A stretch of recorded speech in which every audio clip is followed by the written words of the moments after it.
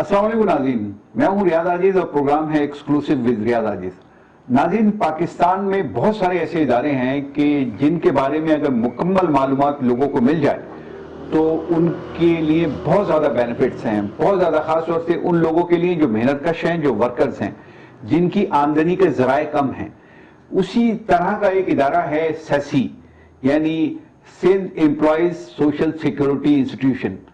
ये एक अहम तरीन इदारा है पाकिस्तान का। जिस तरह EOBI एक बहुत अहम इदारा है कि जिससे पेंशन मिलती है लोगों को, यानी वर्कर्स को जो किसी इदारे में कहीं ना कहीं काम कर रहे होते हैं। छोटे से छोटा इदारा और बड़े से बड़ा इदारा, यानी छोटे से छोटा इदारा उसका लेवल एक आदमी तक का भी है, अगर एक एम्प्लॉय कहीं है तो। मैं तफसीलात इनसे पूछूंगा। मेरे साथ मौजूद हैं इस वक्त वसीम जमाल साहब। आप सेसी ऑफिसर्स वेलफेयर एसोसिएशन के सदर हैं और वहां पर भी यकीनन ये ऑफिसर हैं इस इदारे में। तो इनसे पूछते हैं कि इनका इदारा क्या करता है और कैसे लोग इससे बेनिफिट हासिल कर सकते हैं। अस्सलाम वालेकुम वसीम जमाल साहब। वसीम, सबसे पहले बताइए, तारुफ कराइए अपने इदारे का, क्या क्या करता है आपका इदारा? पहले तो मैं एक तस्वीर कर दूं, मैं वहाँ पे मैं अपनी ऑफिसर एसोसिएशन का जनरल सेक्रेटरी हूँ। अच्छा, हमारा इदारा जो काम करता है, मैं उससे पहले थोड़ी सी इसकी हिस्ट्री बताना चाहूँगा ताकि लोगों को पता चल सके।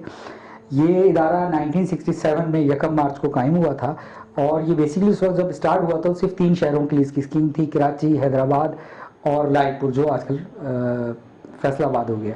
इन 3 शहरों की स्कीम थी और फिर ग्रेजुअली बढ़ती रही और ये मशरकी पाकिस्तान के बाद 71 के बाद फिर ये प्रोविंशियल सब्जेक्ट हो गया और ये सोशल सिक्योरिटी के बजाय इसका नाम पंजाब सोशल सिक्योरिटी और सिंध सोशल सिक्योरिटी हो गया। तो ये हमारा सूबाई सतह पे आ गया। ये इदारा तकरीबन कोई 55 साल से काम कर रहा है और शुरू में इसमें जो इसके बेनिफिट्स थे वो कम थे, लेकिन 70 के बाद इसके बेनिफिट जो हैं वो आज तक वही हैं, यानी उसमें कोई तब्दीली नहीं आई। इसमें हम इस तरह करते हैं कि कोई भी ऐसा फर्द जो किसी इंडस्ट्री में काम करता हो, किसी कमर्शियल इदारे में काम करता हो, उसे हम कवर करते हैं। और कवर करने का तरीका ये है कि हम उस इदारे में जाते हैं, उसको फॉर्म देते हैं, उसकी रजिस्ट्रेशन कर लेते हैं। लेकिन वो रजिस्ट्रेशन कोई कंपलसरी नहीं है, होना ज़रूरी नहीं है। वो ऑलरेडी लॉ के मुताबिक हर फर्द जो किसी को अपने पास एम्प्लॉइज रखता है वो पाबंद है अपने वर्कर्स की सोशल सिक्योरिटी कराने का। ये बाय लॉ उसके बाद पाबंदी है, कंपलसरी है, ऑप्शनल सब्जेक्ट नहीं है। तो उसने मुलाजिम रखा, उसने खुद आना है हमारे पास, जनाब मेरे पास एक एम्प्लॉई है, इसका आप सोशल सिक्योरिटी लें और इसका कार्ड बना। इन केस वो नहीं आता तो हमारे पास एक पूरी हायरार्की है। हमारे पास हर एरिया के लिए ऑफिसर है, कराची से लेकर सक्कर तक के लिए, जिसे हम कहते हैं सोशल सिक्योरिटी ऑफिसर। और हमारे पास तकरीबन 10 डायरेक्टेड काम कर रहे हैं जिनका सिर्फ काम ही यही है कि वर्कर्स की रजिस्ट्रेशन करना और इदारों को रजिस्टर्ड करना। वो अपना काम कर रहे हैं, वो अपना काम इस तरह कर रहे हैं कि आप अंदाजा लगाएं कि 2013-14 के अंदर सोशल सिक्योरिटी में रजिस्टर्ड यूनिट की तादाद 30,000 थी, जो अब कम होकर 20,000 रह गई है। उसमें से सिर्फ 9,000 इदारों का कंट्रीब्यूशन आ रहा है। तो इसका मतलब है कि वो ऑफिसर्स जो फील्ड ऑफिसर्स हैं वो अपना काम नहीं कर रहे।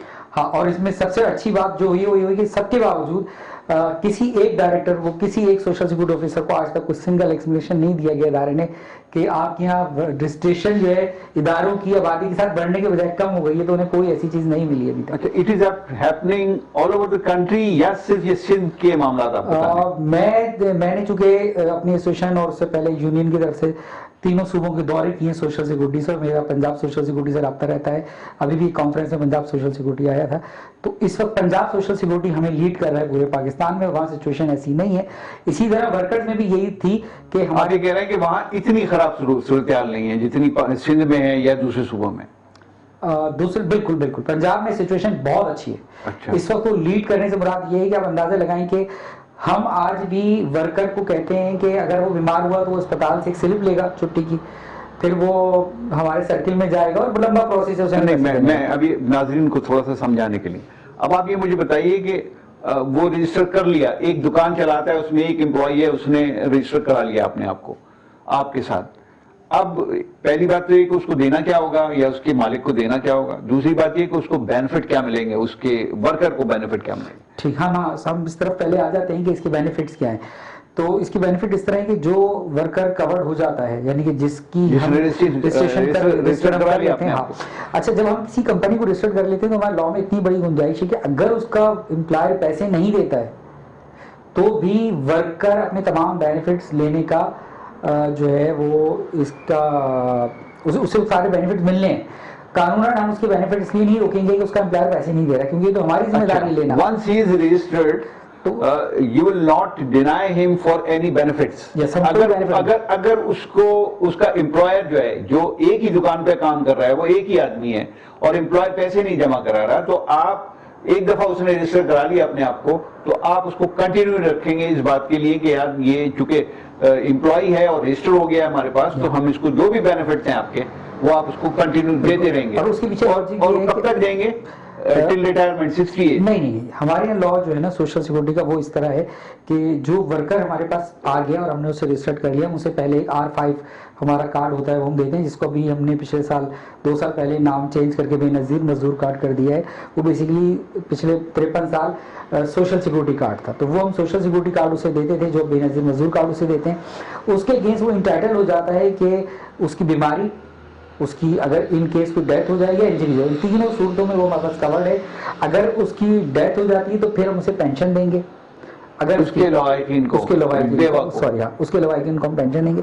और जब वो रजिस्टर्ड हो जाता है तो उसकी तमाम मेडिकल की फैसिलिटीज इदारे की जिम्मेदारी है, उसके अहले खाना यानी कि बीवी बच्चों की, और हत्ता के उसके वालिदैन का भी इलाज मुआवजा। मेडिकल में क्या क्या कवर करते हैं? मेडिकल में हम तमाम ट्रीटमेंट करते हैं, यानी कि इस तरह भी कि हमने बोन मैरो तक कराएं जो तकरीबन कोई 3 मिलियन तक की गए। इसमें कोई वो नहीं है, कोई मतलब उसकी लिमिट नहीं है मतलब। और माजी में 2007-8 में तो हमने उस जमाने में 70 लाख रुपए तक इलाज के लिए मजदूरों को दिए स्पेशल केस के तौर पे, और पाकिस्तान से बाहर भी इलाज के लिए लोगों को भेजा। तो इसमें इलाज की कोई कैद नहीं है, अगर हमारे यहाँ ट्रीटमेंट नहीं होता है तो फिर हम उसे बाहर किसी हॉस्पिटल में। मैं नाज़रीन को जरा क्लियर कर दूं, एक आदमी, अच्छा रजिस्ट्रेशन फीस कितनी है आपकी? 1500 रुपए। नहीं, इसका तरीकेकार ये है कि जो मुलाजिम उसके पास है उसको उसने मिनिमम वेज तो देनी है, ये तो लॉ है कि वो मिनिमम वेज देगा। उस मिनिमम वेज का 6% वो हमें देता है। अच्छा, जैसे कि इसका मिनिमम वेज जो है हमारे पास 25,000 चल रही है, तो उसका 1500 रुपए हमारे पास एक आदमी का कंट्रीब्यूशन है। अब यहाँ बात मैं थोड़ा सा नाज़रीन को समझा दूं कि एक आदमी ने मिसाल के तौर पे 1500 रुपए बने, 1500 रुपए एक दफा जमा करा दिए, यानी उसके एम्प्लॉयर ने जमा करा दिए। अब वो रजिस्टर्ड है आपके पास, अब उसके साथ कोई मसला होता है, यानी उसको मेडिकल का इशू आता है, तो वो हॉस्पिटलाइज होता है, हॉस्पिटल भी है यकीन सैसी का, तो वहां पर वो जितने दिन भी रहे वो सरकारी मेहमान है, यानी आपका वो पेशेंट है और आप उसको ट्रीट करेंगे। सेकंड, अगर कोई इंजरी हो जाती है तो इंजरी में क्या बेनिफिट्स हैं आपके? हाँ देखिए, इंजरी में बेनिफिट ये है कि इंजरी 2 तरह की होती है। एक इंजरी वो है कि अगर उसकी वो कुछ अरसे के लिए है तो हम उसे 1 साल तक, मतलब ऐसा उसका एक्सीडेंट हुआ तो हम 1 साल तक उसे तनख्वाह देंगे, जो सोशल सिक्योरिटी देगा, जो उसकी लास्ट शो की थी एम्प्लॉयर ने तनख्वाह कि मेरी 22,000 ले रहा है, 25,000 ले रहा है, वो हम उसे 1 साल तक देंगे अगर वो फिट हो जाता है तो। लेकिन उसकी इंजरी 1 साल से ऊपर जाती है तो फिर हम मेडिकल बोर्ड करते हैं और फिर उसको हम एक मुआवजा दे देते हैं। अच्छा, ये 2 चीजें हो गई। अब तीसरी चीज, अगर डेथ हो जाती है तो क्या बेनिफिट? डेथ हो जाती है तो जो उसकी लास्ट सैलरी उसने ड्रॉप की थी उसका हमारा एक पेंशन का फार्मूला होता है, जो कम से कम 13 से 14,000 रुपए इस वक्त एक वर्कर का बनता है, वो हम उसकी बेवा को देते हैं।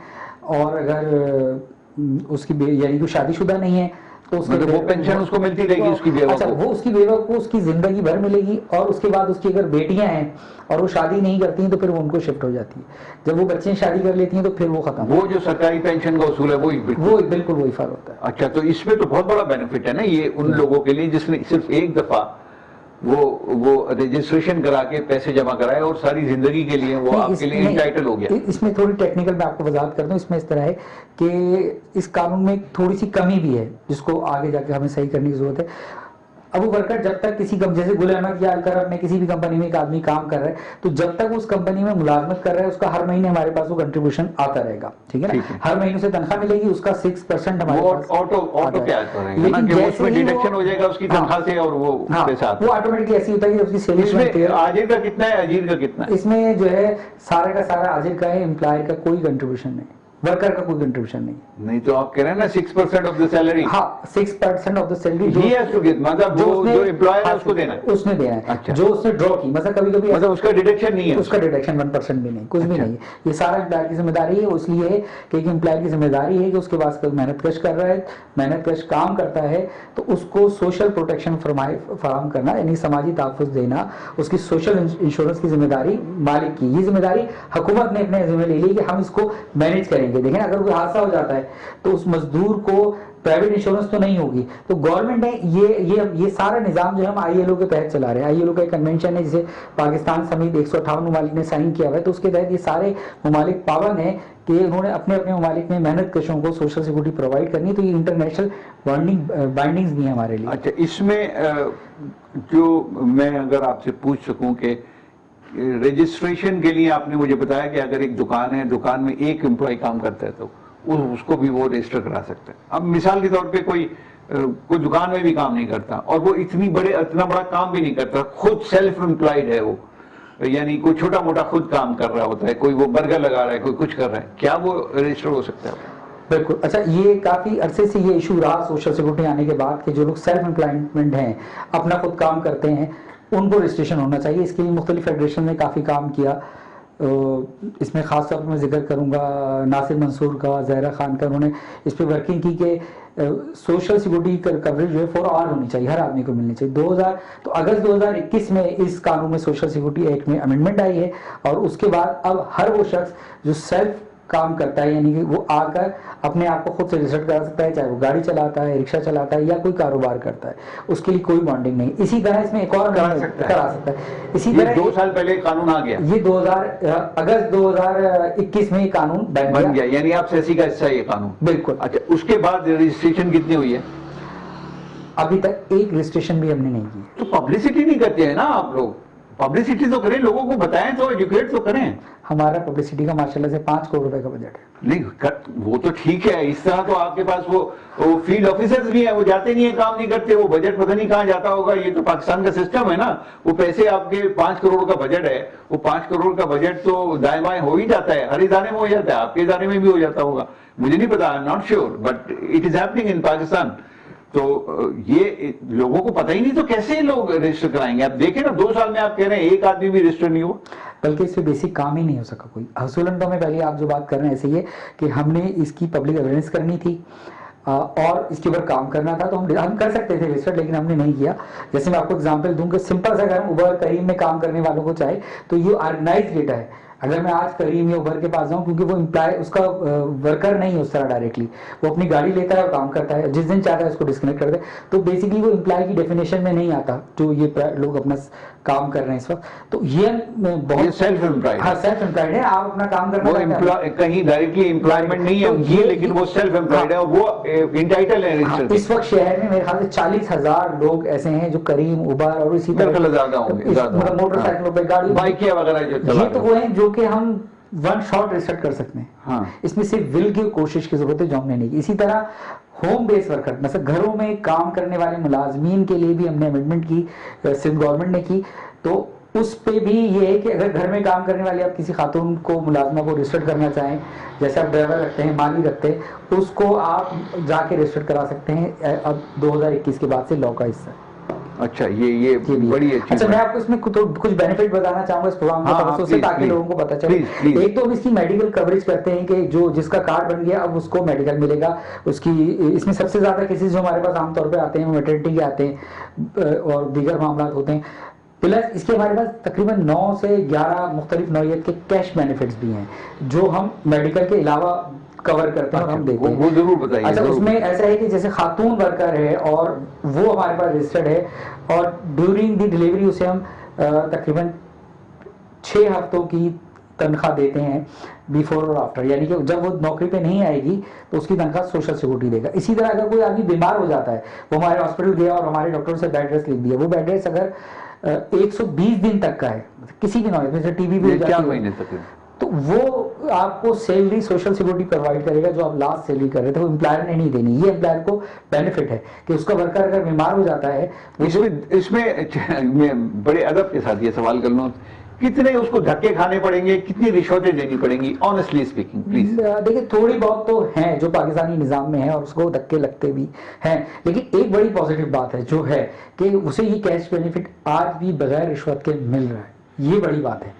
नहीं, उसमें ये नहीं कहा जा रहा है कि जिस तरह बेनजीर इनकम सपोर्ट प्रोग्राम में कहा जा रहा है इतने अगर 5,000 हैं तो यार 2,000 इधर रख दो, 3,000 ले ये जाओ। सोशल सिक्योरिटी में अभी तक नहीं है, ये मैं आपको श्योर कर सकता हूँ कि इतना अभी जमीर जिंदा है हमारे उस्ताद का कि वो कहते नहीं यार इसके अगर 10,000 5,000 20,000 बनते हैं, और ये उनका क्रेडिट है कि हमारे दफ्तर की सिंगल कंप्लेन कैश बेनिफिट्स में नहीं है। इसी तरह हम इस वक्त तकरीबन कोई 6 से 8,000 लोगों को पेंशन दे रहे हैं। अच्छा, पेंशन किस वजह से दे रहे हैं कि हमारी कवरेज यहाँ तक है कि एक मजदूर अगर अपने घर से जॉब के लिए आ रहा था या अपने कारखाने से अपने घर जा रहा था, इस दरमियान भी अगर वो हादसे का शिकार होता है तो सोशल सिक्योरिटी में कवर्ड है।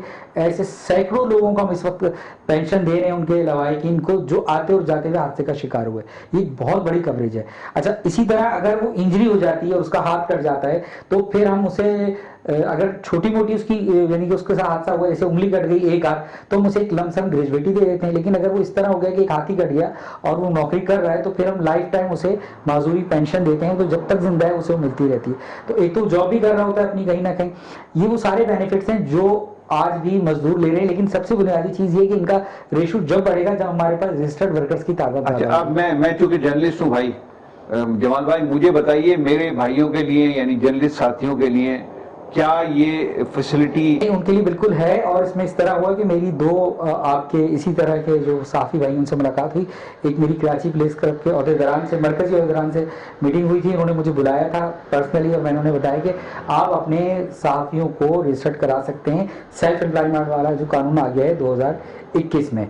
और इसी तरह तो सेल्फ एम्प्लॉयड क्या, वो तो कहीं ना कहीं काम कर रहा होगा या नहीं कर रहा होगा? नहीं, सेल्फ एम्प्लॉयड इस तरह के चूंकि यहाँ मीडिया में एक दूसरा हमारे साथ एक प्रॉब्लम है, वहाँ सोशल सिक्योरिटी के साथ प्रॉब्लम है कि हमारा अफसर किसी भी मीडिया हाउस को रिसर्च करते हुए बहुत डरता है।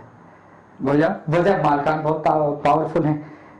तो अब उसमें हमारे पास ये रास्ता था कि अगर ऐसा हो कि वो तो रजिस्टर किसी को भी नहीं कर रहे हैं, वो मां क्या आप ये बात कर रहे हैं? वो तो आप खुद कह रहे हैं 2 साल में एक आदमी रजिस्टर नहीं होता, आपके लोग तो काम ही नहीं कर रहे सर। नहीं, वो भी ठीक है, तो लेकिन वो इदारों को जो रजिस्टर करने की उसकी एक वजह तो थोड़ा सा प्रॉब्लम है कि एक हवा तो है मीडिया। तो नहीं, मैं कानून में तो कोई कानून में ऐसा कुछ नहीं, रुकावट नहीं है कि मैं मेरा मिसाल के तौर पे मैं एक छोटा सा टेलीविजन चैनल यानी यूट्यूब चैनल चला रहा हूँ, मेरे पास 5-6 एम्प्लॉई हैं, मैं सबको आपके यहाँ रजिस्टर करा देता हूँ, तो इज इट पॉसिबल? बिल्कुल बिल्कुल पॉसिबल है। मतलब मैं इसको विलिंगली कर रहा हूँ ये काम। बिल्कुल। तो ये आप मुझसे तो नहीं डरेंगे कि यार ये आ गया तो अब ये पता नहीं क्या आप देखें इस महंगाई के दौर में मेडिकल बहुत बड़ी फैसिलिटीज है। मतलब आप और आपके अहले खाना और आपके वालिदैन को अमूमन उस उम्र में शुगर और ये ब्लड प्रेशर के मर्ज होते हैं उम्र, तो ये रियायत अगर मिल जाए तो वो उसके लिए बहुत बड़ी नेमत है। एक आदमी न्यू कराची के भी आखिरी हिस्से में रहता है और वो कैसे आएगा वो मेडिकल? इसके लिए हमारे बहुत मेरा सवाल अगर एस्टेब्लिश हो जाए, वो वहां से न्यू कराची से कहां आए आपके पास कि वो उसका इलाज हो जाए, या वो अपने इलाके में कोई फिर क्लिनिक में जाएगा, कोई दवा लेगा, इस तरह काम करेगा? अच्छा, इसके लिए सोशल सिक्योरिटी का बहुत अच्छा मेडिकल का अपना सिस्टम मौजूद है। उसमें हमारे पास 4 हॉस्पिटल्स हैं जो पूरे सिंध भर में काम कर रहे हैं, 2 कराची में, एक हमारा कोटरी में और एक हैदराबाद में। इसके अलावा हमारे पास मुख्तलिफ मेडिकल सेंटर्स हैं 10 बड़े, जहाँ हम बड़े इलाज वगैरह कर सकते हैं। और हमारी तकरीबन कुछ 42 के करीब डिस्पेंसरीज हैं जो बिल्कुल रेजिडेंशियल एरियाज में, आपको फील्ड एरिया में, नॉर्थ कराची में, शाह फैसल में, मलीर में, हर एरिया में आपको हमारी डिस्पेंसरी मिलेगी। और माजी में तो मुझे दोनों औकात में चलाते थे, ए शिफ्ट और बी शिफ्ट में, तो लेकिन चूंकि बी शिफ्ट में मरीज कम होते थे तो हमने वो बंद कर दिए। कितनी तादाद आप बता रहे हैं? तकरीबन हमारे पास 43 जो है डिस्पेंसरीज इस वक्त काम कर रहे हैं इस शहर में। इस शहर में नहीं, पूरे सिंध में। पूरे सिंध में? फॉर गॉड सेक यार, कैसे? मैं यही तो आपसे कह रहा हूँ कि एक आदमी न्यू कराची के भी आखिरी हिस्से में उसमें अब उस वहां से वो आपके यहाँ कैसे मेडिकल फैसिलिटी, सिवाय इसके कि उसको अगर एडमिट होना है हॉस्पिटल में, दैट इज अनदर केस। और वो अगर आकर वो तो जाहिर है कि शहर के किसी इलाके में भी जाके वो हॉस्पिटल में जाएगा तो वहां उसको एडमिशन अपने घर से दूर ही मिलेगा हॉस्पिटल में, ये बात तो समझ में। लेकिन क्लिनिक कैसे? क्लिनिक कैसे देखिए, तकरीबन हमारे 22 के करीब जो है इस शहर में चल रही है, और वो हमने बड़े ऑर्गेनाइज तरीके से किसी जमाने में बनी है। हर देखिए, ये तो मुमकिन नहीं है कि हम अपना पूरा मेडिकल डिस्पेंसरी मीन्स हमारे होता है कि वहाँ हमारे प्रॉपर 4 से 5 डॉक्टर्स बैठते हैं, पैरामेडिकल स्टाफ होता है। न्यू कराची वाले को या कुरंगी वाले को करीब तरीन कौन सा पड़ेगा? हमने हर जगह देखिए, कुरंगी में हमारे कुरंगी के अंदर खुली हुई, लाडी के अंदर खुली हुई है, न्यू न्यू कराची में, हर एरिया में जिसको हम कवर कर सकते हैं। जैसे अगर हमारी नॉर्थ कराची में खुली हुई है तो वो ऐसी लोकेशन पे है जो न्यू कराची और नॉर्थ कराची को कवर करती है। वो हमारी इस वक्त है नॉर्थ कराची टाउन के सामने। फिर आप आगे आ जाएं तो हमने फेडरल एरिया में खोली हुई है। फिर हमारे पास मतलब हमने कुछ कुछ फासले से खोली हुई है, इतनी है कि वो एरिया कवर करती हैं। अच्छा, अब ये मुझे बताइए कि आपके पास रजिस्टर्ड एम्प्लॉइज कितने हैं? हमारे पास इस वक्त 50 साल बाद पूरे सिंध में जो रजिस्टर्ड वर्कर्स हैं वो तकरीबन 6.5 लाख है। 6.5 लाख। अच्छा, कराची में कितने? पूरे सिंध में 6.5 नहीं, लाख। कराची में मैं आपसे स्पेसिफिक पूछ रहा हूँ। कराची में उसमें से मेरे वैसे तो नहीं, लेकिन तकरीबन 5.5 लाख वर्कर्स सिर्फ कराची के। सिर्फ 5.5 लाख वर्कर्स कराची के, बाकी हैदराबाद, कोटरी और सक्कर। अच्छा, तो ये इतनी बड़ी तादाद में लोगों को आप बेनिफिट्स कैसे दे पाते हैं? क्या आपके पास मुसलसल जो फंड जमा हो रहा है, या you are like an insurance company? नहीं, देखिए इसमें एक तो ये है कि सारे क्योंकि आपने कहा है ना इसमें गवर्नमेंट का 1 रुपया भी नहीं है। हाँ। अभी पता नहीं आपने रिकॉर्ड पे बात की कि नहीं की, जरा बता मैं बताता हूँ। देखिए सोशल सिक्योरिटी जो है ये बेसिकली ट्राई पार्टी इदारा है, और ये ILO के तहत ही जो है सह फरीकी इदारा है, जिसमें वर्कर्स, उनका आजिर और हुकूमत। अच्छा, इसमें सारा कंट्रीब्यूशन जो है वो आजिर अदा करता है, और इसको चलाने के लिए सिंध गवर्नमेंट एक गवर्निंग बॉडी, कानून में बनी हुई गवर्निंग बॉडी होती है। उसमें 4 जो है उसके मेंबरान मजदूरों के साइड से मेहनत कशों के होते हैं, 4 नुमाइंदे यूनियन लीडर किसी भी फेडरेशन के, और वो भी फेडरेशन रजिस्टर्ड होना जरूरी है, और उसका गजट नोटिफिकेशन में निकलना जरूरी है जो फाल है। 4 वहां से होते हैं, 4 इंटायर के नुमाइंदे होते हैं, जैसे काटी के या कुरंगी एसोसिएशन के या साइट एसोसिएशन के, इसमें 4 यूनियन नुमाइंदे उनके और 2 नुमाइंदे हुकूमत के होते हैं। इस पे ये मुश्तमिल बोर्ड होता है जो पूरा इदारा चलाता है। और लेकिन इसके लिए मैं एक जुमले में इस बात को खत्म करूंगा कि शफीक वारी मजदूर लीडर है, उन्होंने कहा कि वो इदारा है जिसपे हुकूमत का कब्जा है मेहनत कशों का इदारा है लेकिन हुकूमत का कब्जा है। तो चूंकि लेकिन प्रैक्टिकली इस पे गवर्नमेंट इसको चला रही है, उस तरह बोर्ड एक्टिव नहीं। आखिरी फैसला हुकूमत ही करती है। तो वो मतलब आप लोग जो एम्प्लॉय हैं, आपकी तनख्वाहें कहां से आती हैं? सिंध गवर्नमेंट देती है, या आप इसके जो बजट है उसमें से आपको तनख्वाहें मिलती हैं? हम इसी में से लेते हैं जो हम मजदूरों के मद में कंट्रीब्यूशन वसूल करते हैं 6 लाख मजदूरों का। यूर गवर्नमेंट एम्प्लॉय ना? हाँ, लेकिन हम कंट्रीब्यूशन में से लेते हैं। तो ये गलत नहीं है? गलत भी है, बल्कि अभी हमारे यहाँ एक इस पे वर्किंग हुई है, और उसको कुछ फेडरेशन ने हमसे सवाल भी किया है। उन्होंने हमारे बजट को देखते हुए वर्किंग की थी, तो उन्होंने हमें ये बात बताई कि आप इस वक्त बजट का 80% तनख्वाहों में खर्च कर रहे हैं। यानी जो बजट है जो आपको एम्प्लॉइज पे खर्च करना चाहिए, यानी जो रजिस्टर्ड एम्प्लॉइज आपके पास, मजदूर फेडरेशन अपने एम्प्लॉइज पे खर्च ये मजदूर फेडरेशन का बड़ा स्ट्रॉन्ग हमारे ऊपर। ये तो मतलब आजिरों को इस पे सबसे ज्यादा ऑब्जेक्शन होना चाहिए, वो क्यों नहीं बोलते? वो इसलिए नहीं बोलते, वो इस हकीकत से वाकिफ नहीं। तो उनको जाके मैं बता देता हूँ किस किस को बताना है, बताइए यार। आप मुझे लिस्ट दिए, मैं एक को जाके पर्सनली बताऊंगा ये क्या। तो government is what the hell is government doing? देखिए इसमें एक बहुत स्ट्रांग आवाज ये आ रही है मजदूरों की तरफ से और उनके नुमाइंदों की तरफ से कि ये जो मुलाजिम हैं इनकी तनख्वाहें देना हमारी जिम्मेदारी नहीं है, इनकी तनख्वाहें देना हुकूमत की जिम्मेदारी। अगर ये ट्राइपार्ट इदारा है और ILO के तहत है जिसमें लिखा है सह फरीकी इदारा को, तो हुकूमत ने क्या किया? हुकूमत ने ना तो हुकूमत ने तो ये किया है कि जो हमारे इदारे में 3 अफसरान सिंध गवर्नमेंट भेजती है, commissioner, vice commissioner, medical advisor, उनकी तनख्वाह, गाड़ी, पेट्रोल भी जो है वो मजदूरों के फंड से दिया जाता है। मतलब ये एक तरीकेकार है, पिछले 55 साल से चल रहा है। तो मेहनत कशों के जो नुमाइंदे हैं उनका ये बिल्कुल एतराज है और उस बात पे बार बार जोर दे रहे हैं कि जरा इसकी तनख्वाहें जो सरकारी मुलाजमीन आप रख रहे हैं इसकी तनख्वाहें तो कम से कम सरकार दे। अच्छा, फिर एक मसला ये भी है कि ये इदारा ओवर एम्प्लॉयमेंट का भी बहुत ज्यादा शिकार है। जैसे वाटर बोर्ड है, KMC है, इस तरह यहाँ इतनी ओवर एम्प्लॉयमेंट है कि आप अंदाजा लगाएं कि हम 10 साल पहले 30,000 यूनिट हमारे पास थे जो फैक्ट्रीज और कमर्शियल इदारे थे, और हमारे पास 7.5 लाख वर्कर्स थे 2013-14 में। ये फिगर हमने हाई कोर्ट में भी सबमिट की हुई है, हमारी ऑडिटर जो एनुअल ऑडिट रिपोर्ट्स में उसमें भी मेंशन है। आज हम 2023 के अंदर 18 से 20,000 यूनिट्स पे आ गए हैं और हमारे पास वर्कर भी 7 लाख से 6.5 लाख पर हैं। लेकिन हमारी जो वर्कर्स की तादाद थी वो अब से 2 महीने पहले जो आपके जॉब जो सोशल सिक्योरिटी के मुलाजमीन है इनकी तादाद जुलाई के अंदर 2300 थी और इस वक्त 4550 है। जुलाई से 3 महीनों में, 4 महीनों में? जी हाँ, जुलाई से लेकर मतलब गवर्नमेंट ने, पीपल्स पार्टी की गवर्नमेंट ने जाते जाते ये काम किया। जो जिसके ऊपर भी हाईकोर्ट का स्टे आया है, इसमें तकरीबन इतनी इंप्लायमेंट हो गई है कि हमें लगता है कि शायद आने वाले वक्त में इस पूरे बजट से हमें शायद तनख्वाही मिल जाए तो बड़ी बात होगी, इलाज मुआवजा मेहनत कशों का शायद। मतलब ये सिर्फ ख्वाब दिखा रहे हैं लोगों, लोग वो पैसे आपको जमा कराएं, आप उसमें से अपनी तनख्वाही ले लें और वो लोगों को कहते हैं कि इसका एक हल है कि चूंकि ये ट्राइपार्ट इदारा है तो इसकी तनख्वाह कम अज कम हुकूमत को देना चाहिए, तो ये हमें एजीसन से तनख्वाह दे दें तो सारा फंड बच सकता है। ठीक है, ठीक है जमाल, वसीम जमाल, आपने बड़ी अच्छी इंफॉर्मेटिव बात की है और बड़ी खुल के बात की है। नाज़रीन, ये सारी गुफ्तगू जो वसीम जमाल ने की, इनके साथ तो मुझे कई नशिस्तें करनी पड़ेंगी, एक एक इशू पे अलग अलग बात करनी पड़ेगी ताकि बात आप तक पहुंचे और आप उससे बेनिफिट लीजिए, फायदे उठाइए जो गवर्नमेंट ने आपके लिए बनाया हुआ है। जो हालांकि उसमें गवर्नमेंट का कोई कंट्रीब्यूशन नहीं है, लेकिन गवर्नमेंट कम से कम कानून साजी तो कर रही है। एक चीज मौजूद है, एक इदारा मौजूद है जो सिर्फ आपकी खिदमत के लिए है, लेकिन आपको पता ही नहीं कि इस इदारे से क्या बेनिफिट लेने। सारे बेनिफिट जो है वो सेसी के मुलाजमीन ले रहे हैं। इजाजत चाहता हूं, अल्लाह हाफिज।